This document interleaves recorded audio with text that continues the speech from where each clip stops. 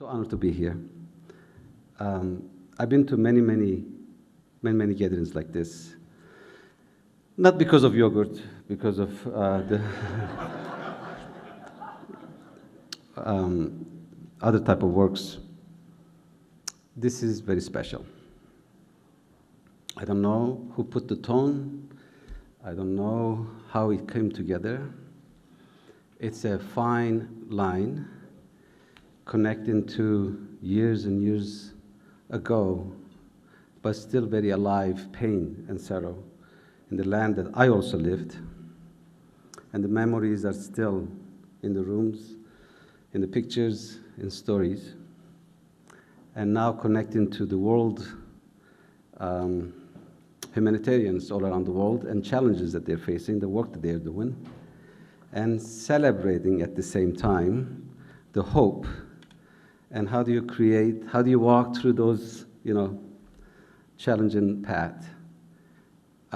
It's been an amazing night so far, and I'm sure it's going to continue this way. I will go to my childhood for a second, Nubar, if you allow me. And I'm a nomad. I'm a Kurd. I grew up in a region called Dersim, and our families for generations of nomads, sheep herders, cheese makers, yogurt makers. When we were up in the mountains, I remember when the shepherds took the sheep and go away for grazing for the night, we would sit around the fire and we would wait for Yerevan radio to come up. And that was the only time we could listen most authentic Kurdish songs.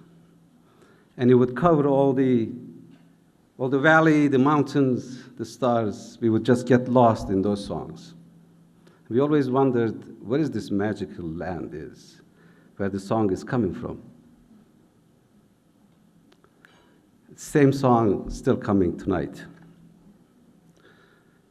And I will finish it with this line. We were just in the room looking at the candidates.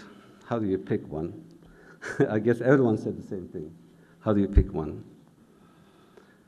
But in those same mountains I grew up, before the shepherds and nomads, they would go up into the mountains. They would wait for a time for the winter to be over, so they can safely go up in the highs. They can take their livelihoods, their children, their loved ones, but they have to have some kind of trust that winter is over. They would need some kind of signs.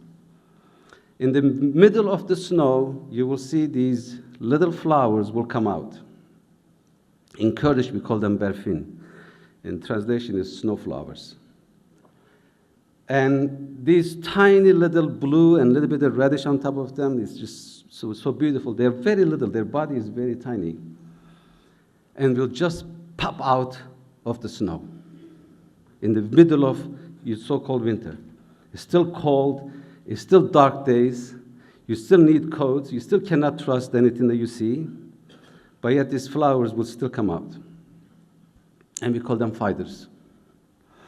They're the one who brings the snow to the end. They're the ones who brought the winter to the end. They don't really care about if they will see the spring, but they still fight the snow. They still fight the winter. They still fight the dark days. And they were so excited to bring the spring. And the spring comes. What we see, the humanitarians all around the world, and I see them. I see them in the borders. I see them in most challenging places, and I see them here in this room. They are those flowers. They fight in the dark days when the chances are very little. They probably won't see the justice and beauty and good days come, but they will fight the snow. And we will pick one of them, but they're all the fighters. So thank you for all you do for the hope of the spring, and I'm so honored to be here with you. Thank you so much.